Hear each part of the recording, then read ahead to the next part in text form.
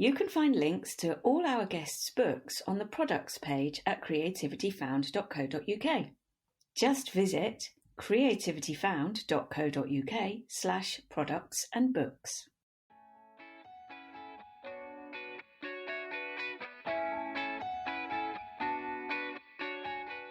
For me, it was like a kind of quite an ugly divorce, I suppose. I found it very uncomfortable that I wasn't making art, to the extent that I would sort of avoid it.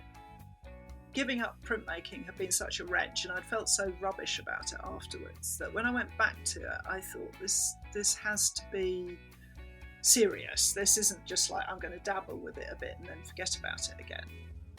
There was a residency in Japan to learn traditional Japanese woodblock printing, and I was sort of utterly seduced by the idea of this, just going to Japan, let alone learning this technique. There's none of this idea that you are a brilliant young thing and everybody thinks you're marvellous, and then you have your moment in the sun and then you go downhill as you get older. This is very much a kind of you're always learning, always improving. And the older I get and the further on in my career I get, the kind of happier I am to own those mistakes. Hi, I'm Claire, founder of Open Stage Art's drama and singing classes for adults. For this podcast, I chat with people who have found or refound their creativity as adults. We'll explore their childhood experiences of the arts, discuss how they came to the artistic practices they now love, and consider the barriers they may have experienced between the two. We'll also explore what it is that people value and gain from their newfound artistic pursuits, and how their creative lives enrich their practical, necessary, everyday lives. For this episode, I'm speaking with Laura Boswell, whose return to creativity came from an initially unwanted gift. That's not to say that once reintroduced, this artistic endeavour wasn't embraced wholeheartedly. Quite the opposite, in fact. Hi, Laura. Hi. Before we start, please tell the listeners what your art form is. Well, I am a printmaker and I work with wood and lino. So I am working, making woodblock prints, lino cut prints, but I also work quite a lot with the Japanese method of watercolour printing with wood. So that's kind of the boundaries of what I do at the moment. Brilliant. We'll find out more about the Japanese techniques. What were your experiences, your artistic experience like when you were growing up? Well, I guess I was really lucky because I had the kind of mum who was very interested in art herself. So as I was growing up, she took me to art galleries quite a lot and museums, which was great. But also she was very good at observing things, and I can remember having conversations with her when I was quite small about sort of what's the colour of that, or look at the light on that and things like that. So her world was quite a visual one. I mean, she was a professional dressmaker for a while, and so she was very interested in textiles and stuff like that. So we would go and look at new fabrics in Liberties, which was very exciting. So it was all about visual stuff and colour and pattern.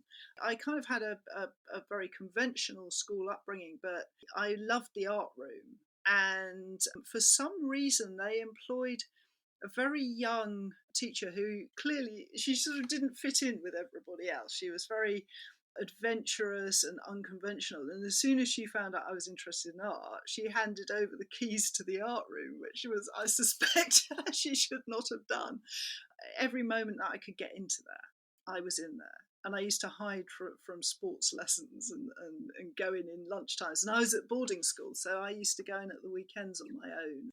I guess I sort of saw it as a bit of a refuge, because it's a sort of odd story, but my parents divorced when I was quite young, and my mum was working, and she told the school a different age. She put added a year to my age when she applied to the school. This was back in the 70s, and I guess they weren't checking things as carefully. So I ended up in a class that was a full year older than me. The youngest child was still a year older than me. And so I wasn't really very good, and everyone thought that I wasn't really very bright, as I believed for a long time. But I was good at art, so I kind of took refuge in that. It was kind of an odd scenario. Did she do that on purpose? Yeah, to get me into school so that she could work. Oh, I see. Yeah, so she could have a job. So I was too young, really, but I loved the art, and that's kind of what I specialised in. And I ended up going from school onto a foundation course before going to university. And my dad was very, he quite liked that I made art, but he was very unsupportive in terms of taking it any further than a bit of dabbling at school. So he was absolutely resolutely against me going to art school. So I thought I got away with the foundation year, but it was like, now you need to do something a bit more serious. So I found this crazy course at Aberystwyth University where you could do librarianship, which was like so ticked my dad's boxes as reliable thing that you could do. And that could be combined with visual art and art history. So I went on this course, and the librarianship, I thought I would probably be okay because I did love to read, but I came unstuck really fast with that because it was all about understanding Dewey Decimal System and filing techniques and things like that. After a year, I dropped that, and it was too late then. I was already at university, so I was able to just concentrate on the art. And the visual art was pretty much like foundation. You did bits and bobs and tried lots of things, and then you've specialised in your last year. So I specialised in printmaking in my final year at university. I was the only person to do that in my year by pure coincidence. So I was on my own in the print room a lot of the time, and so I gravitated to lino cut because I had done that at school and I recognised it, and it wasn't as scary as the other techniques. And I got my degree in the art history and visual art, and then I stopped completely, stopped drawing, stopped making any art. And I guess, if I'm fair, the printmaking was something that I had loved at school, and I was quite interested in the kind of process of it. And I spent a lot of time drawing on the streets in Aberystwyth. I was very interested in the architecture. There's sort of really lovely kind of very Welsh chapels and things like that. So I drew in the street, and I drew quite a lot in London, in just sitting on the roadside and drawing. And I was drawing a lot with dip pen and ink. It never felt it had the gravitas of painting. It's sort of drawings in my college sort of situation. They were always seen as a means to an end rather than an end in themselves. I'm not sure that would be seen the same way now, but it certainly was at the time. And so I kind of turned them into prints, and I think that was the beginning of the way that I make marks in prints. Was the idea that I just, instead of drawing on paper, I drew on lino, and instead of leaving them on paper as they were, I cut out the lino and printed. So it was like adding to that. Yeah, I mean, you've told me that you were encouraged to go on and do an MA, but didn't go down that route. So what happened after your undergraduate? Yeah, well, he was head of the art school, a man named Alistair Crawford, and he wasn't officially my tutor, but he was, when he saw I was the only one doing printmaking, he said, "Oh, well, come to me for an hour a week and I'll tutor you," which is like, they did that sort of thing back then. I don't think it would happen anymore. And he encouraged me. He was from Glasgow, and he had this kind of very dour Glaswegian accent. And I used to go in and see him every week. And every week he would say to me, he'd look at my work and say, "Is that it?" And I would think, "Oh crap, I haven't done enough work. I need to do more work." And I met him years later, and I said to him about, you were really hard on me every week. And he said, "No, I wasn't." And I said, "What do you mean?" And I told him about this. And I said, in our family, that's sort of legendary, that comment. And he said, I didn't mean it like that. I was just asking you if that was what you brought this week. So it was like a magnificent incentive that he hadn't even intended. But yeah, so what I did was to leave university and get married. That was the summer I left university. So I had met my current husband, Ben, just before I started doing my foundation course. And so we'd been together for 4 years by the time we got married. And I kind of had to find some work when I left university. And I had been, he worked for a professional camera shop. It was sort of big place in central London, and they dealt a lot with fashion and editorial photographers, and they rented equipment, stuff like that. And I'd been a foot messenger during my university holidays.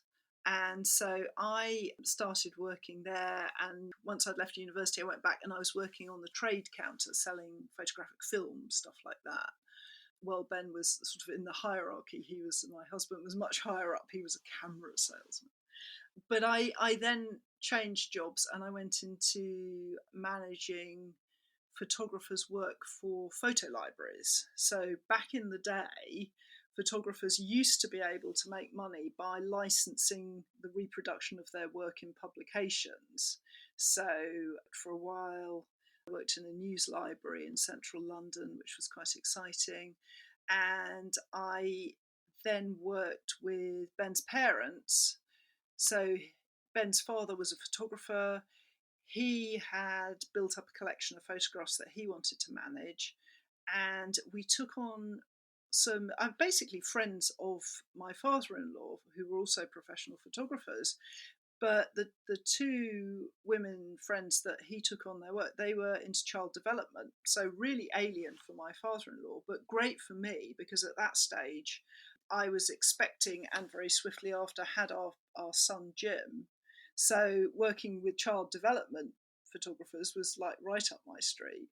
So I worked with them and basically looked after their pictures, edited them, hunted them out and sent them off to magazines, stuff like that. I mean, this is back in the day when you sent slides by bike to magazines and you had to print the photographs and stuff. I mean, it's like, I tell my son about this and he can barely believe that we...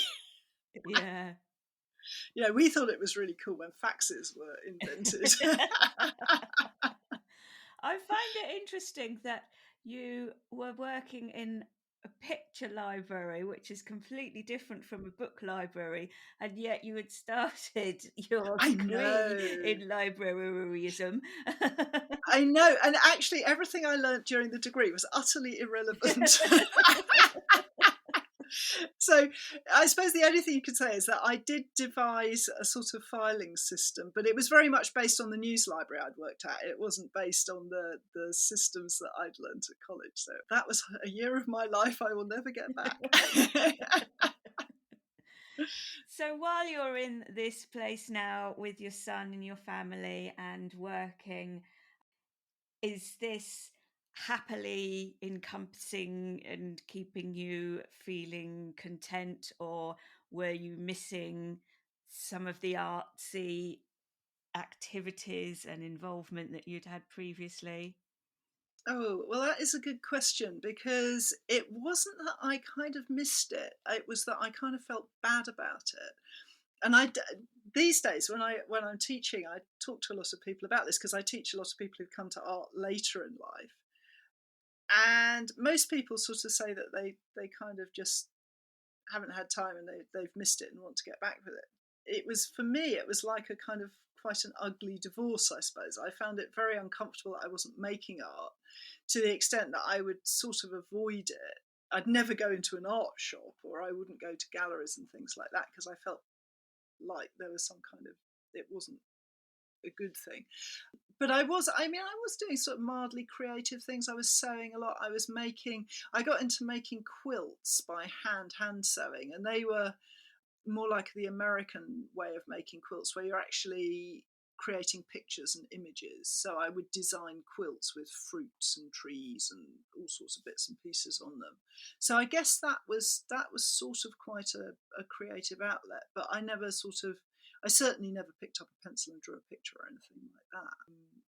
It was awkward. Yeah. I often hear that. I do hear that from other guests as well. It's all or nothing, and if I can't do it, then I'm not doing it at all. Oh, that's encouraging to hear other people feel like that, because it's a very hard thing to justify in a way. Yeah, no, I completely understand. So, looking at where you are now, what was the point at which that turned around? Well, it's appallingly random, actually, and it's a really kind of such a ridiculous chance thing. What happened was that Ben's family are very arty, and they had arty friends who they'd been with at the Central School of Art in the 1950s. And these friends had a printing press, and I suspect after a couple of bottles of wine and a dinner, they cooked up this idea that I should have the printing press and I should go back to making art. And they said, would you like this printing press? And if there are any printmakers out there, I will tell you it's an Albion printing press, so you can see just how stupid I was when I said, no, I don't want that. Because these are very precious things. And I was, for a whole year, I was basically, no, I don't draw, I can't possibly make art, I'll never go back to it, it's ridiculous, I've got other things to do. And basically they just said, well, you're doing it. And I ended up with the press, so I wasn't really given a lot of choice at the end of the day. But had that not happened, I would never have gone back to making art. It was only because I was pushed into it that I became an artist, which is quite scary.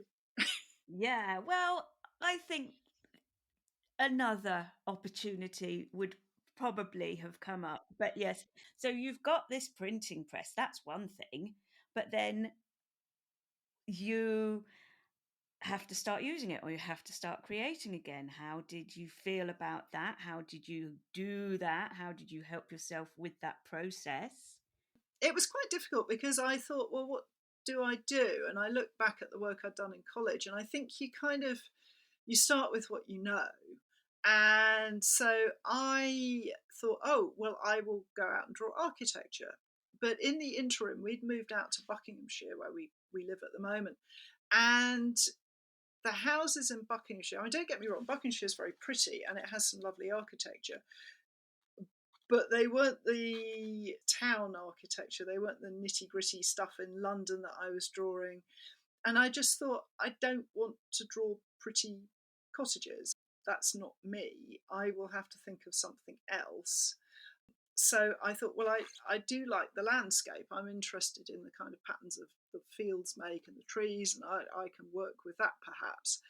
And I'd also, because I'd done these quilts, quilting is an interesting one because you're working in layers and you're working with flat pieces of cloth and things like that. So I thought, well, there's not too much difference between those two things. So stylistically, maybe I should be looking at what I did in the quilting. And so I started on the landscape work, but it was tricky. I mean, you have to learn a whole new language because I was talking in the language of bricks and concrete and curbs and signage and stuff. And then I had to think about seasons and trees and organic shapes and how to make a field look interesting. So that was quite tricky, that translation. It took some time to find my feet, really. And is there a difference, talking technically about the cutting? If you talk about the composition of how to make this scene look interesting, what about the actual physical techniques of cutting the lino, as I think you were doing at that time? Do they differ? Yeah. Well, I went back to drawing with a dip pen, as I had done in college. And that was quite helpful in some ways, but it didn't suit everything. So I started experimenting more with other pens and pencils and things. And I also experimented quite a lot with the inking of, how I was inking up the lino. I had a friend who had a daughter of 8, I suppose, and she said, is there any chance you could show her how to make a print? And I had this kid in the tiny little room I was using as a studio, and I let her loose on this lino.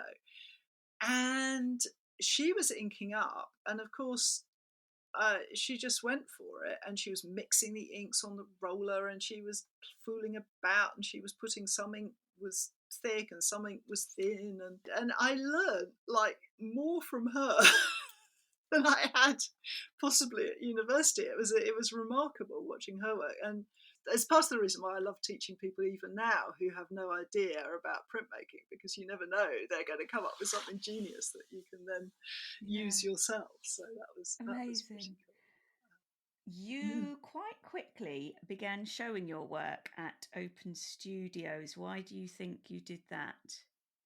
Well, if we go back to what you said about the kind of all or nothing scenario, I think I felt that giving up printmaking had been such a wrench, and I'd felt so rubbish about it afterwards, that when I went back to it, I thought this has to be serious. This isn't just like I'm going to dabble with it a bit and then forget about it again. I thought, if I'm going to do it, I want to do it, and I want it to be the best I can do.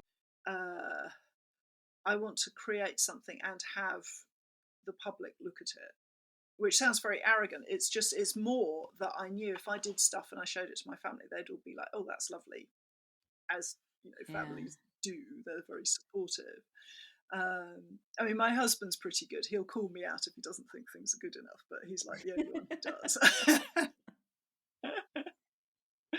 So I started showing with the open studios because that's a brilliant scheme. It's something I'd encourage any listener to do who's in this situation where they're starting to make art. Where you can open your studio, or you can join others at a venue and just show people what you're doing and how you work. And if you sell something, that's really nice, but it's not necessarily all about that. You know, it's about getting your work in front of the public. And then I did this mad thing about a year and a half after I started printing, maybe even less than that. I saw this advert through the Bucks Open Studio organisation, and that said that Aylesbury town centre was being rejuvenated, and they were looking for emerging artists to work on the regeneration of the transport hub. I thought, well, what can that mean? They want something to put on a roundabout or something, you know. I thought this must be what it is. It's sort of so ignorant. And then I got in touch, and they said, oh yes, we'll send in your CV and your artist statement. And I had to Google what an artist statement was because I had no idea. So I put something together and sent it in, and I scraped into the interview. I was interviewed by an artist called Steve Gelio, who is sort of, he does a lot of public art and sculpture and stuff, and he was fantastic. And he said, yes, all right, well, we'll hire you. And I ended up doing this ridiculously large mural for Aylesbury town centre. It was an enamel mural in vitreous enamel, so it's the same material as London Underground signage. The mural itself was made by the company that does all of London Underground signage. It was a sort of ridiculous project because I'd gone from working at 11 by 14 inches, because it's this a Victorian printing press, that's kind of, you work in inches, to making this mural that was 5 metres by 140 metres. So it wasn't just on a roundabout then? It wasn't on a roundabout, no. It was basically two sides of a dual carriageway. And it was funny because the idea originally was that I would design it, and they would silk screen my design onto enamel panels like they did with the signage. And then the factory realised that they couldn't actually do it and still meet the budget, because it would have been a really, really expensive way of doing it. And I'd gone down to the factory to see how they worked, and they were showing me around and giving me a guided tour. And I was very ignorant about enamelling, and I'm looking at it and thinking, well, that looks like paint. So I said to them, well, you know, could I not just paint it then? Why are we silk screening it? Why don't I just make a landscape and paint it? And they said, all right, maybe. And so I did the whole thing with masking tape and radiator rollers. Apparently in the background they had all these crisis meetings about what they were going to do when I failed to deliver. Because as far as they were concerned, I was just a housewife who had no experience, who was just being given this job, a total nightmare for them. And this was the largest project they'd had to deliver. And suddenly they had this woman in charge. And how did you visualise yourself? If they were visualising you as a housewife, how did you feel doing it? Well, I think that I was in such sort of glorious ignorance of what was going on that I just thought, oh, well, we'll just make it work.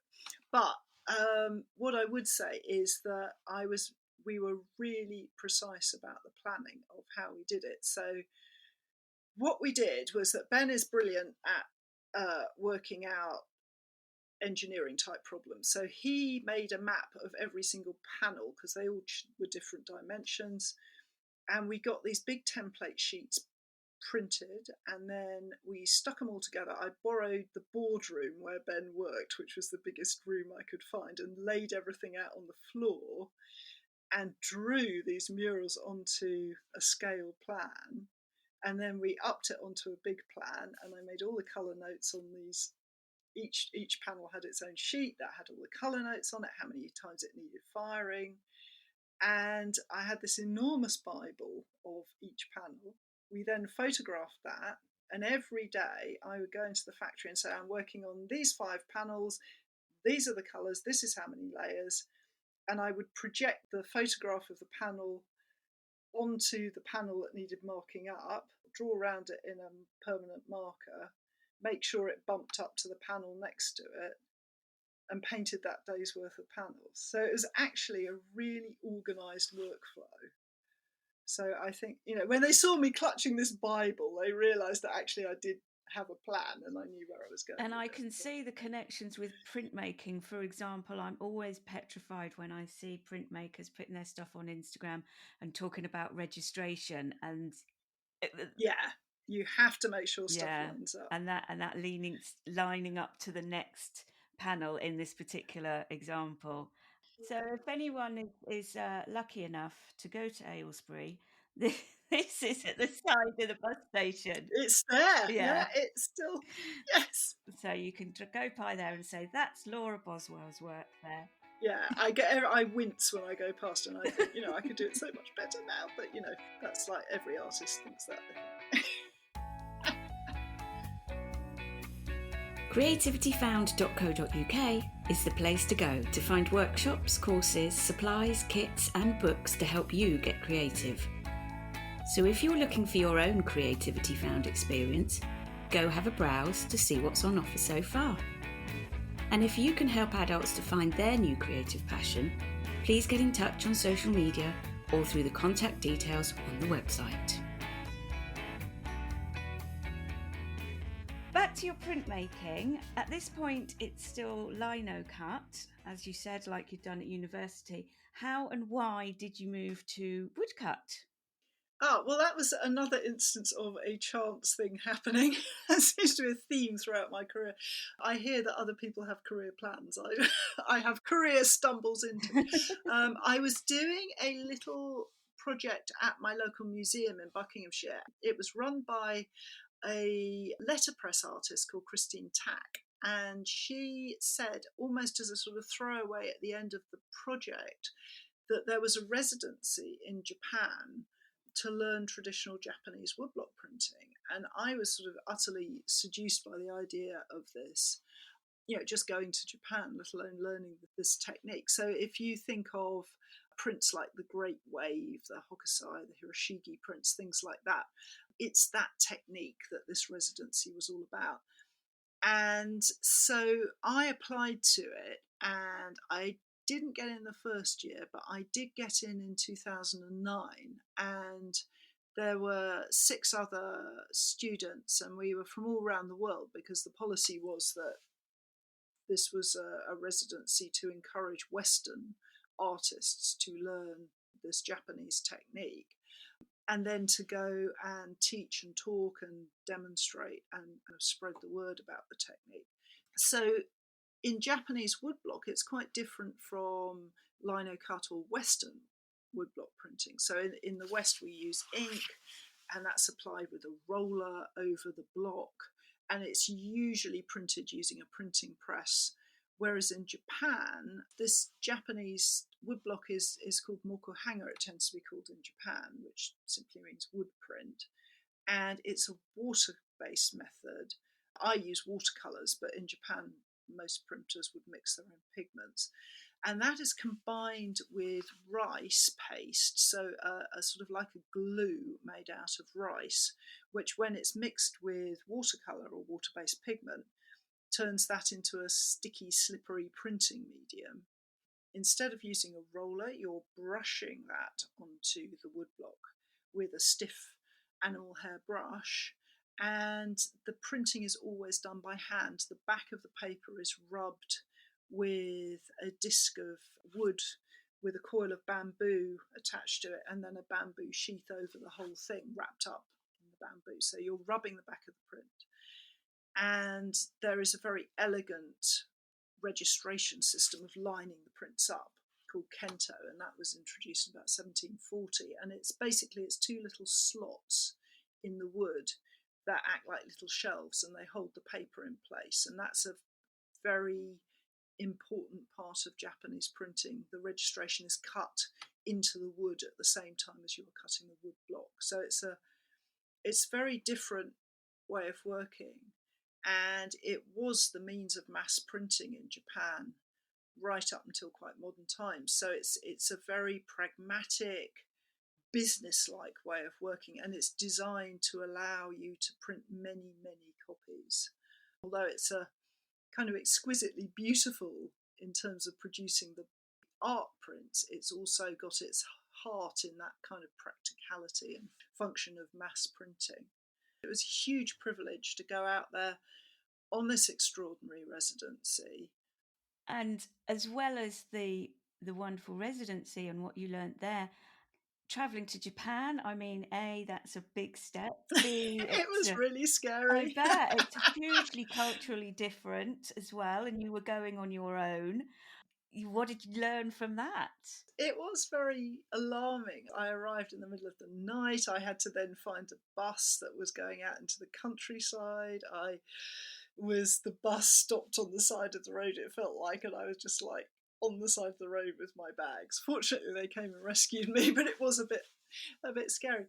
I think what I loved and found very comforting about being out there was the structure. I was learning from masters, artists, carvers and printers who were used to dealing with apprentices, and the way we learnt was quite controlled and it was quite formal, and I think I just sort of lapsed back into boarding school because my boarding school had been the sort of boarding school with lots of rules, sort of esoteric, like you can't have coffee on Thursdays but you can on Tuesday nights, that kind of thing. And so I think I fell in with it, and I really liked the discipline of how we were taught, because we did have translators. I don't speak Japanese, and we did have translators, but the translator, the poor man, he was lovely, but he came from the local council and he spoke business English. So the nuances of artist English and printmaking English were quite, understandably difficult. So a lot of it was down to how well we were able to observe and work out what was going on, which is kind of a lot of what Japanese teaching is about, as far as I can tell. There's not a lot of asking why and what if I do this and what if I do that. The idea is that you watch the man who knows exactly how to do that, and then you learn from that. So I did enjoy that, and I also enjoyed the idea that skills are acquired after a long time of practice. There's none of this assumption that you kind of born ready and that it will all come together and it's fairly instant and your artistic inspiration will lead you to create something magnificent. It's like, you don't know anything. In 7 or so years, maybe you'll know something, and maybe by the time you get to about 80, you'll really know what you're doing if you're lucky. So it's a really different concept of growing your abilities and your skill and your intelligence about the process. And also it's kind of positive in that it is a constant upward movement. There's none of this idea that you are a brilliant young thing and everybody thinks you're marvellous, and then you have your moment in the sun and then you go downhill as you get older. This is very much a kind of, you're always learning, always improving, and you're like moving up the whole time, which I like that as an artist. I think that's very true. I think that your work changes as you get older, but you're always adding or always learning. Certainly, I try always to be like taking that next step and making that next learning. Yeah. And with that next learning in mind, you were obviously hooked, because you did go back to Japan again. I know, and I'm desperate to go back now. But I did. I went back in 2013 and I did what they were describing as a mid-career residency. And that was very, very interesting, because I was working with other mid-career artists. So all our approaches were very different. We'd gone from working with craftsmen who were training apprentices, where process was everything, to working with Japanese artists who were more kind of flexible in their approach and the way they did things. And it was quite interesting, because they thought I was quite funny, because I'd sort of learned old school type approach, and they're like, ha ha ha, you're working like a craftsman, not like an artist. So that was quite fun. And then I went back, my good friend Mara Cosolino organised a studio share where I was working with her and a Scottish printmaker called Paul Furneaux and an American printmaker called Andrew Stone. And we had a studio and apartment in Tokyo for a month. And that was fascinating, because we were all we were all doing our own thing. But I think we all learned quite a lot from each other as a result of watching each other work. So that was a really interesting time. And it's the first time I've shared studio space, which I thought I would hate, but I really, really missed it when I came home. Overall, then, from the point at which you were lumbered with this printing press and up till now, it sounds like there's been a lot of change and development. How would you say that your interests and your inspiration have changed and developed over that time? Well, I would say that my subject matter has evolved. When I first started working, I was working with my local landscape, which kind of made sense. But I had a sort of game changer moment. I went off to draw Cheddar Gorge with a marvellous printmaker called Ian Phillips, and we had a couple of days there drawing landscape out at Cheddar, which is much more dramatic landscape than I was used to. And I really fell in love with the drama of the place and realised that I'd been edging towards more dramatic landscapes, but that was kind of a real turning point for me. And I fell in love with sort of height and cliffs and mountains and stuff like that. And I'm sort of legendary for my fear of heights and my kind of pathetic attitude to being out in the wild.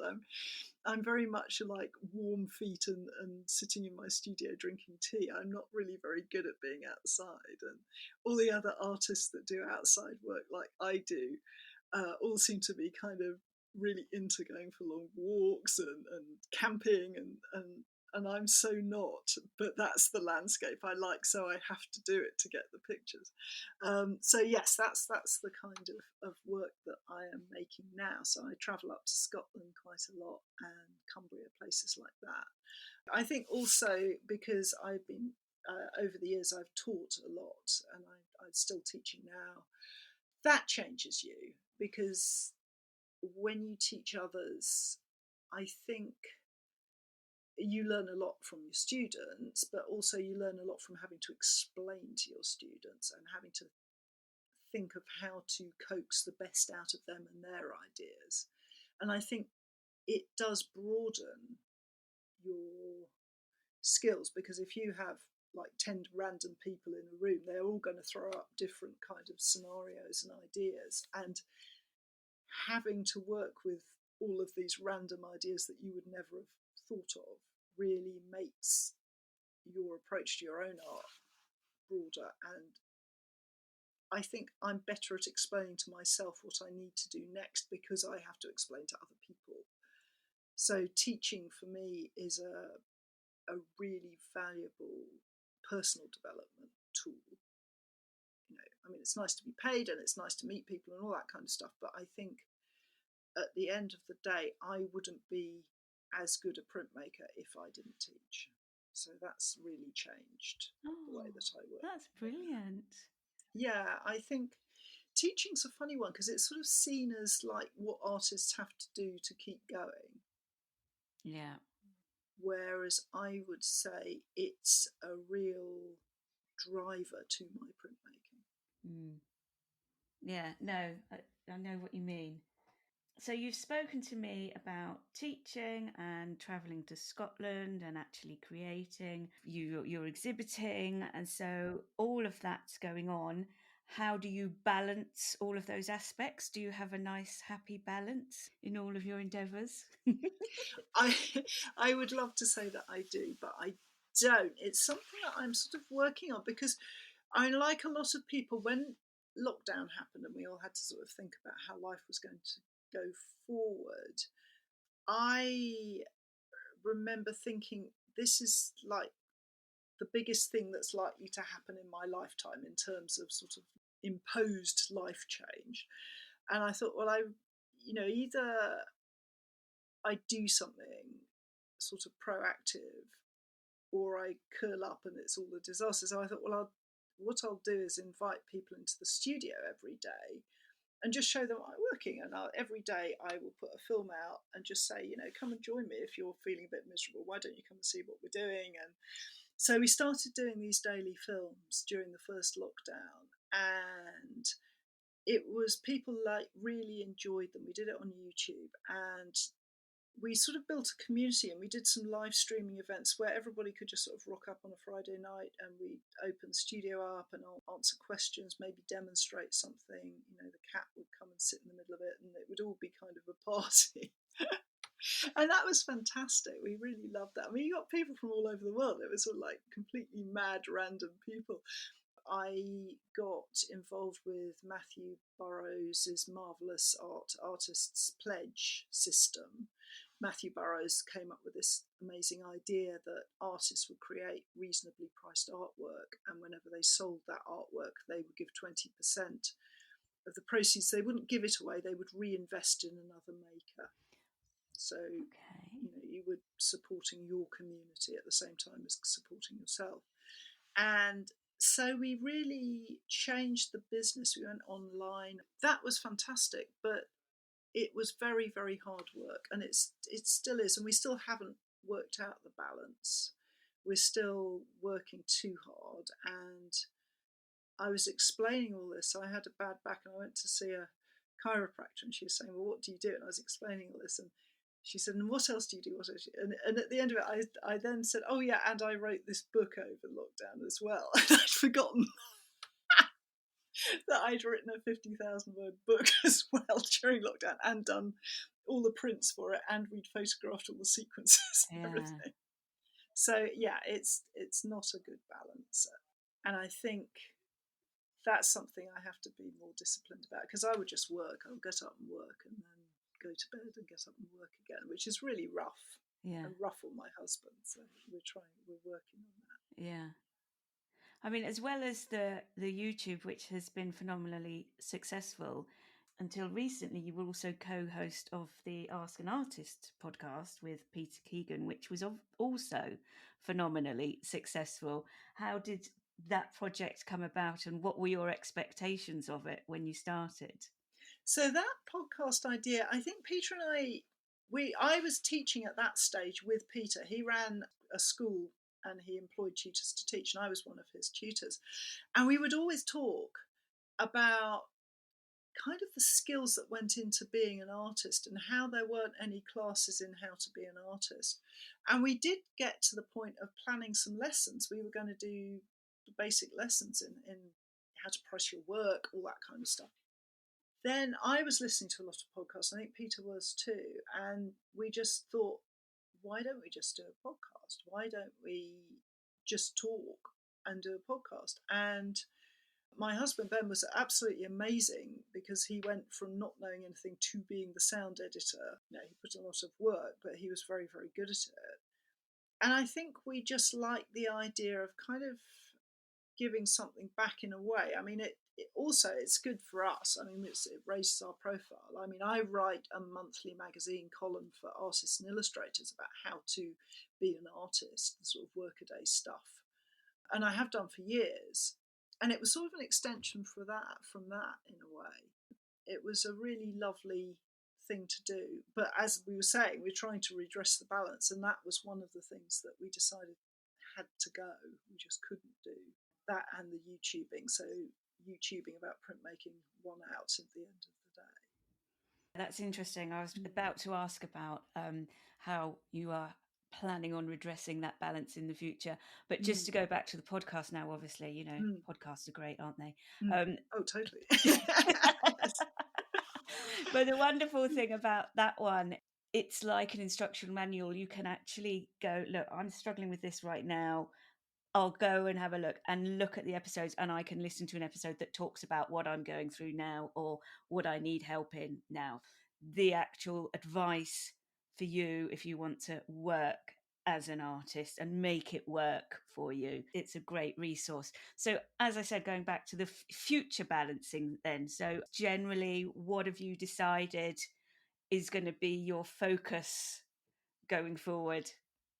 Well, I think going forward, I would certainly keep trying to work with the YouTube videos. I think what I feel about being out in public and talking about is that it's really important to be realistic. When we did Ask an Artist, and in my YouTube films, we try and show that it's not perfect, that we're not perfect, that we mess things up, that we try things out and they don't work, that we think we're going to do one thing and we end up doing another. You know, I've made mistakes and the print has evolved and changed over the time of filming, and I'm always really clear that it's in the real world. People do this all the time, and not everything you try will go well. And I always used to worry about this, and I can't remember, somebody said to me one day, well, look at Apple and look at John Lewis and look at Marks and Spencer. You know, they will do things like they will open a shop here and it doesn't work and they'll close it, or they'll promote something and it's a disaster. It's not just you going wrong. Everybody, great corporations with teams of people to see that it all works out perfectly, get it wrong. I've always liked being honest about that. And actually, it's very different from whinging about not being happy with something or complaining that things aren't working out. I think there's something very dynamic about, oh my God, I've made a mistake. This is how I'm going to deal with it. This is my new route. There's something very powerful about that in a kind of very positive way. And the older I get and the further on in my career I get, the kind of happier I am to own those mistakes. There's a definite confidence to do that as you get older, but there's also a barrier as well as a grown-up that you feel you shouldn't do something wrong, so to speak. But once you can embrace that and realize that it's not necessarily a mistake, or it might not be what you planned, but we can go this way with it. It's a great technique in improv, is that you just say yes and you go with it. Yes.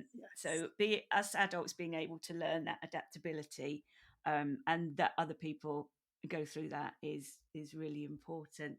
Well, I think also with social media the way it is, there is this construct of perfection. I filmed myself tearing up an edition of prints. I got halfway through these prints and thought, well, these are a bit crap, I'm not going to so I actually filmed the destruction of this set of prints.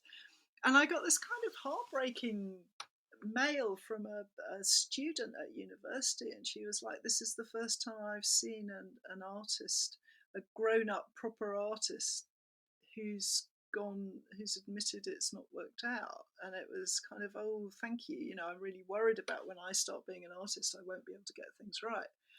But there is something very poignant about young people who have so many pressures imagining that we're all sitting there just able to do that. And I hate that because that's so not true. Yeah. You mentioned a little bit earlier that you had been working very hard on a book as well. Can you tell me more about that? Yeah, sure. So this is the second book that I've done for Crowwood Press. I did a book on making Japanese woodblock prints, which was kind of a manual to prop on the kitchen table for people to make a Japanese woodblock print.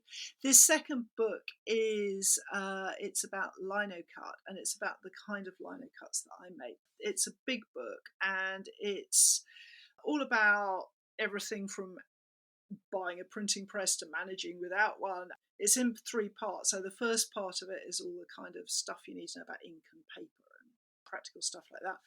And then the middle bit of it I've devoted to pulling the idea out of your head and turning it into a print, which is always a bit of a worry, I think, for people when they're learning, because there's a lot on how to cut lino and how to print it, but there's not an awful lot on, I think I'd like to do this picture, but how do I make that into a print?